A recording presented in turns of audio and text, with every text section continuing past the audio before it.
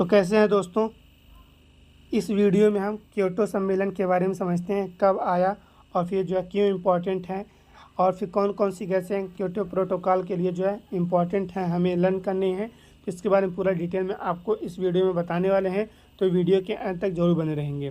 Kyoto सम्मेलन 1997 में आया था या क्या, चलिए समझते हैं। क्योटो प्रोटोकॉल एक अंतर्राष्ट्रीय संधि है। क्या है? यह एक अंतर्राष्ट्रीय संधि है जिसका उद्देश्य ग्रीन हाउस गैसों के उत्सर्जन को कम करना है।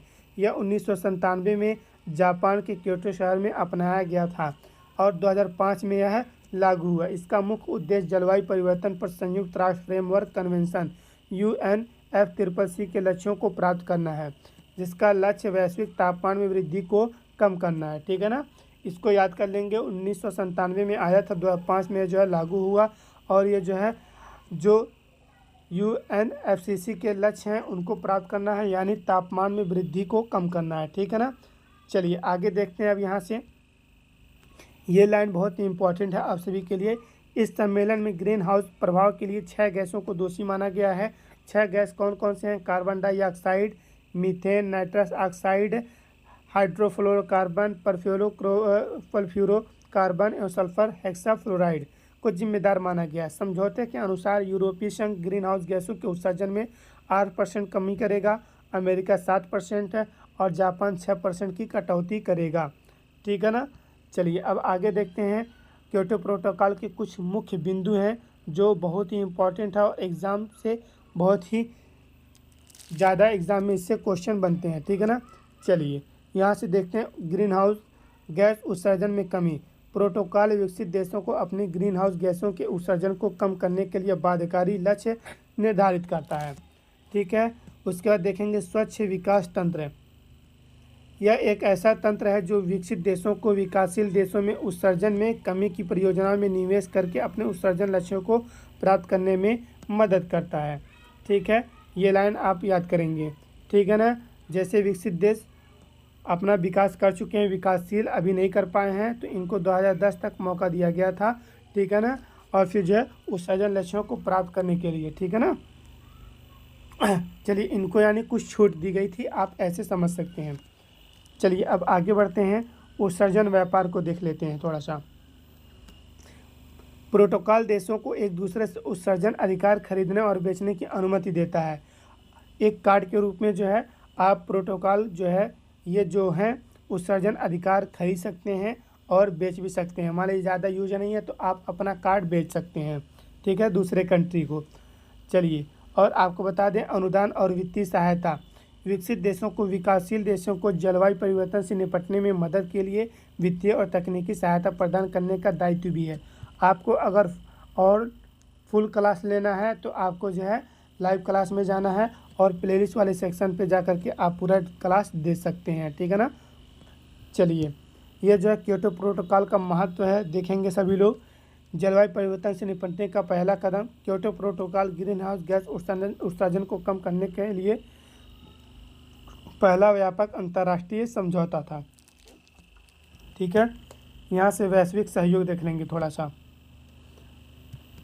वैश्विक सहयोग की अगर बात करें, इसने विकसित और विकासशील देशों के बीच सहयोग स्थापित किया, जैसे कि कार्ड वाला सिस्टम आपको बता दिए हैं। तो भारत ने भी अपना कार्ड बेचा है। ठीक है ना, प्रौद्योगिकी हस्तांतरण।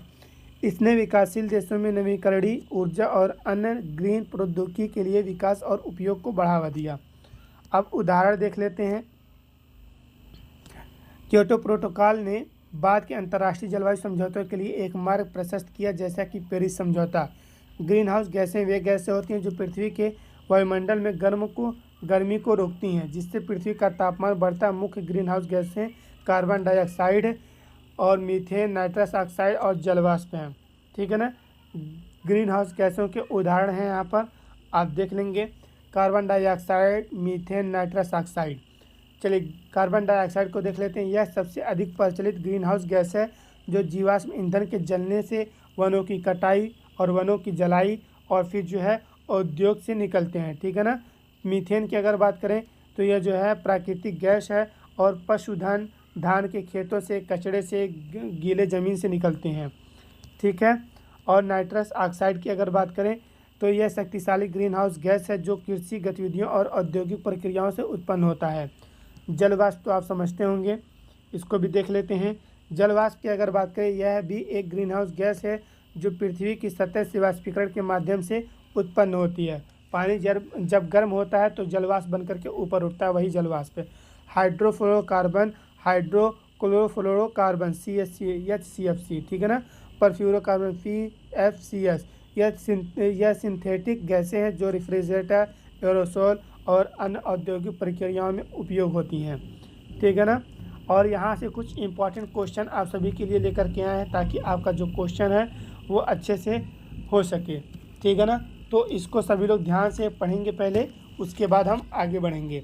चलिए, आप सभी लोग क्वेश्चन को पढ़ेंगे, उसके बाद हम आगे बढ़ते हैं, ठीक है। आगे बढ़ने से पहले बता दें, आपको मूनलाइट स्टडी चैनल पर UGC नेट फर्स्ट पेपर और सेकंड पेपर का प्रिपरेशन कराया जा रहा है, तो सभी लोग चैनल से जुड़े रहेंगे।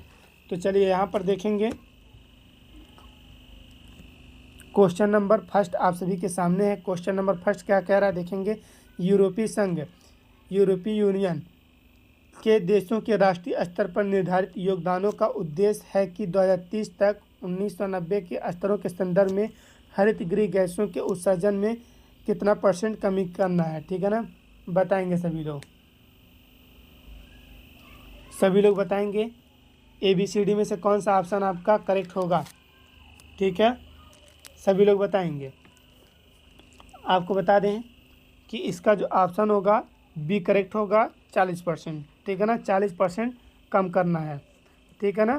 समझ आ गया। आगे बढ़ें, यहाँ से आप देखेंगे ऑप्शन आपका B करेक्ट होगा, ठीक है ना। यूरोपीय संघ के देशों के राष्ट्रीय स्तर पर पेरिस समझौते के अंतर्गत निर्धारित योगदानों का उद्देश्य 2030 तक 1990 के स्तरों के संदर्भ में हरित गृह गैसों के उत्सर्जन में 40% तक कमी करना है।